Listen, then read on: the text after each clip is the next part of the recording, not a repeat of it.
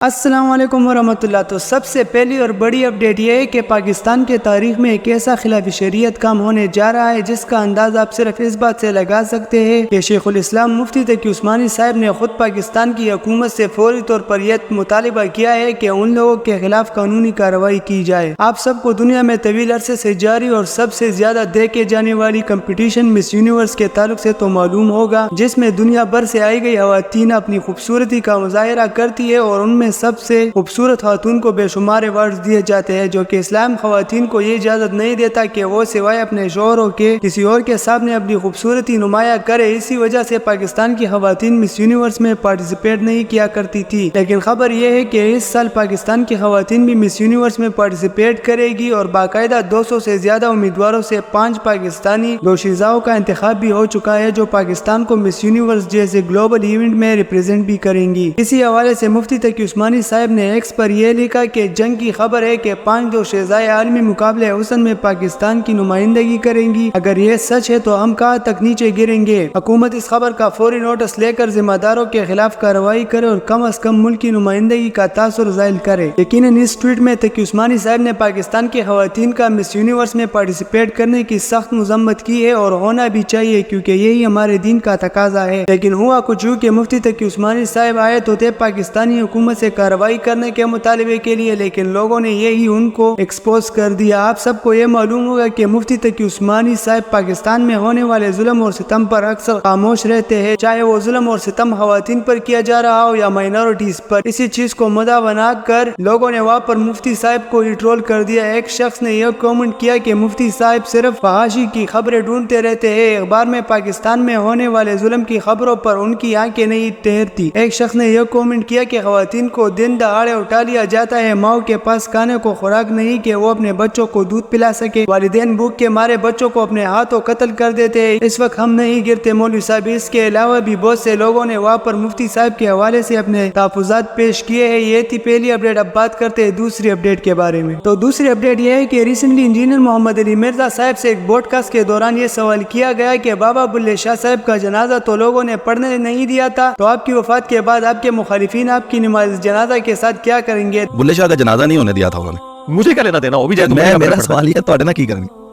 نہیں، جنازے کے ساتھ تو کوئی تعلق ہی نہیں اس کا۔ اس کی وجہ یہ دیکھیں، ابو ذر غفاری کے جنازے میں آلموسٹ 4 یا 5 لوگ تھے، اتنے بڑے صحابی تھے۔ جنازہ کوئی دلیل نہیں ہے۔ اگر جنازہ دلیل ہے تو کیا جنید جمشید کے جنازے کے بعد بریلویوں نے تبلیغی جماعت کو صحیح مان لیا، یا خادم رضوی کے بڑے جنازے کی وجہ سے تبلیغی جماعت والوں نے بریلویوں کو صحیح مان لیا؟ اور مولانا مودودی کا جنازہ تو سب سے بڑا ہوا تھا، قذافی اسٹیڈیم بھرا ہوا تھا اور باہر بھی تھے، ٹھیک ہے؟ تو مودودی صاحب کو تو یہ کہتے ہیں کہ مودودی تے 100 یہودی، تو سارے بابے تو بڑا جنازہ مودودی صاحب اور ویڈیو میں ریکارڈ ہے۔ ان کے بابوں کی تو صرف کتابوں میں لکھے ہوئے ہیں جو پرانے باب ہیں، اور مودودی صاحب کا جنازہ ویڈیوز میں ریکارڈ ہے، تو کیا انہوں نے بزرگ مان لیا؟ ادھر کہیں گے نہیں جنازے تو کوئی دلیل نہیں ہے۔ سرکار یہی تو ہم سمجھا رہے ہیں آپ کو۔ تو تیسری اپڈیٹ یہ ہے کہ فائنلی انجینئر محمد علی مرزا صاحب فیصل احمد راجہ صاحب کے ساتھ جو پوڈ کاسٹ ہوا تھا وہ پبلش ہو چکا ہے، جس میں انہوں نے سیکولرزم، ڈیموکریسی کے حوالے سے اور سوشل ایشو پر بہت سے سوال و جواب کیے ہیں۔ لیکن اسی پوڈ کاسٹ کے دوران کیسر احمد راجہ صاحب نے استاد جاوید احمد غامدی صاحب پر انجینئر صاحب کی موجودگی میں اعتراض کر دیا، تو وہاں پر انجینئر صاحب نے انہیں ٹوکتے ہوئے اور دیانتداری کا مظاہرہ کرتے ہوئے جاوید احمد غامدی صاحب کا دفاع کیا۔ غامدی صاحب کی مجھے ایجوکیشن میں آلموسٹ وہی ریزمبلنس نظر آتی ہے کہ وہ ہر چیز کو کوشش کرتے ہیں کہ عقلی اور شعوری طور پہ سمجھا جا سکے، which simply is impossible۔ Belief کے بغیر آپ ایون ایتھیسٹ ہیں تو آپ نہیں چل سکتے، آپ کو بلیف کرنا پڑے گا۔ یہ میرا سب سید صاحب جو کہہ رہا دوست طرف یہ واپس نہیں آ سکے، سید تو بہت آگے چلے گئے تھے۔ غامدی صاحب پتہ کیا جب تک میں نے غامدی صاحب کے بارے میں یہی نظریات رکھتا تھا جب تک میں نے سنا نہیں۔ میں آپ کو مشورہ دوں گا، آپ نے سنے، عام آدمی سے پوچھے نا تو کہتے ہیں غامدی صاحب پرویزی ہیں، حالانکہ وہ غلام پرویز کو گمراہ انسان سمجھتے ہیں۔ غامدی صاحب قرآن کے کسی معجزے کا انکار نہیں کرتے اور سر سید ان تمام کی غلط انٹرپریٹیشن کرتا تھا۔ لیکن مرد عورت کا آپس میں ہاتھ ملانا جائز، سورہ معاہدہ کہتے ہیں۔ سرکار اب بات یہ نا، اب یہ اگر بات کھلی نا تو آپ کے دیوبند اور ریلوی علماء شکل نہیں دکھا سکتے۔ میں آپ کے کیمرے میں اسی کی وجہ سے ہالی ووڈ کی فلم کے ایڈ پہ ایک جملہ چھوڑ دیتے ہیں نا، میں چھوڑ کے جا رہا ہوں کہ غامدی صاحب جو نظریات رکھ رہے ہیں نا، جن سے آپ کو بہت زیادہ اختلاف ہے، جن میں ایک یہ چیز ہے، یا تو ہاتھ ملانے تک بات ہے نا، ہم فقہ عربی کی کتابوں سے یہ چیز دکھائیں گے اور وہ ان کے شاگردوں نے ڈسپلے کرائیں گے۔ دیوبند اور ریلوی جو بڑے دشمن بنے غامدی صاحب کہ ان کے نزدیک تو دوسرے کی لونڈی بھی آپ کے پاس آئے نا تو آپ اس کے مطلب وہ بات کو مجھے کرتے ہوئے یعنی اس کے سینے پہ بھی ہاتھ مار کے سلام دعا کر سکتے ہیں، اور یہ ساری چیزیں ڈسپلے کرائیں گے۔ اس کے بعد کہا جی انہوں نے چھوڑو، تسی اپنی گل کرو۔ میں تو دونوں کی کر سکتا ہوں، میں دونوں کو نہیں آپ نہیں کر سکتے، آپ نے پڑھایا جا کے ان کے مدرسے میں کر سکتے، اور آپ نے یہ پوچھنا ان سے یہ والا مسئلہ نہیں پڑھانے جائے نا۔ تو چوتھی اپڈیٹ یہ ہے کہ ریسنٹلی سوشل میڈیا پر جاوید احمد غامدی صاحب کی لائبریری کی ایک ویڈیو بہت ہی وائرل ہو رہی ہے، جس میں وہ اپنی لائبریری کے حوالے سے باتیں کر رہے ہیں۔ آپ نے جو بھائی یہ کام کروایا، آپ کی لائبریری تو ہمیشہ سے ہم دیکھتے آئے ہیں بچپن سے کہ آپ بہت اچھا کام کرواتے ہیں اور بہت شوق کے ساتھ، لیکن یہ جو صوفے بھی آپ کے دیکھے جا رہے ہیں ان کے بارے میں بھی کچھ کہنا چاہیں گے اپنی لائبریری اور ایکسپیرینس کے بارے میں؟ یہ مجھے کوئی اس کی مناسبت سے صوفہ مل نہیں رہا تھا، پھر میں نے اس کو خود ڈیزائن کر لیا.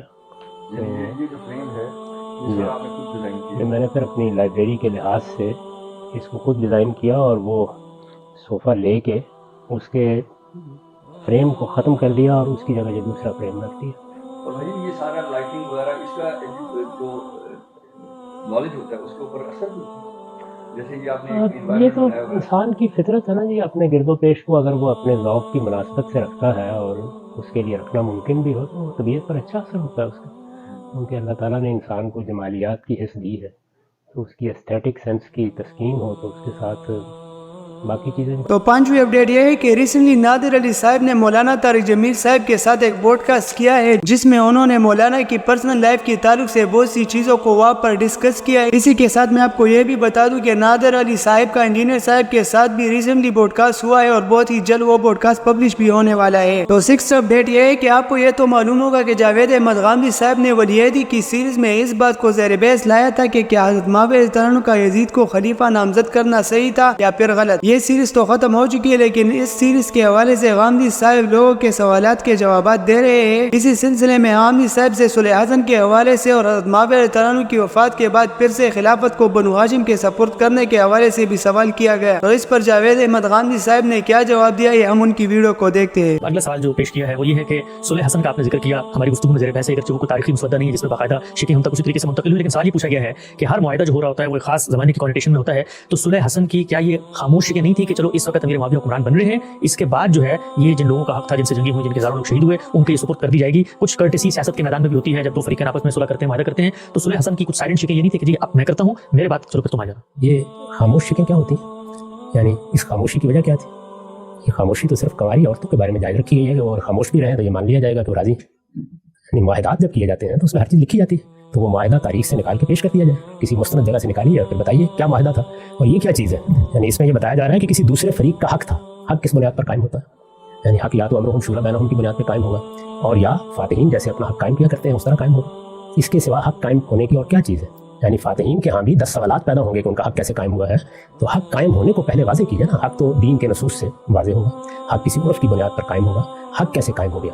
دو فریقوں کے درمیان ایک معاملہ ہے، اس معاملے میں ایک فریق نے یہ اندازہ کر کے کہ ہمارے لیے اب جنگ جاری رکھنا موضوع بھی نہیں ہے اور ممکن بھی نہیں، معاہدہ کر لیا اور اپنی دستبرداری کی دستاویز پر دستخط کر دی.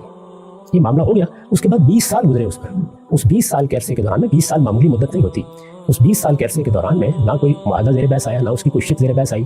کہ یہ یاد رکھیں کہ یہ بیعت بھی فوراً بعد نہیں لی گئی کسی شخص نے اٹھ کے لی ہو. اس میں 3-4 سال آخر کے زیر بحث رہا ہے معاملہ. تو اس میں معاویہ رضی اللہ عنہ کے پاس جا کے بتانا چاہیے تھا کہ ہمارے ساتھ معاہدے کی نوعیت یہ ہے، اس میں یہ خلاف ورزی ہو رہی ہے. اس طرح کی کوئی چیز نہیں، یہ محض تبادلہ افسانے ہیں، تاریخی حقائق اس کے بالکل خلاف. تو یہ تھی آج کی ساری اپڈیٹ. ملتے ہیں اسی طرح کے نئے اپڈیٹ کے ساتھ، تب تک کے لیے اللہ حافظ.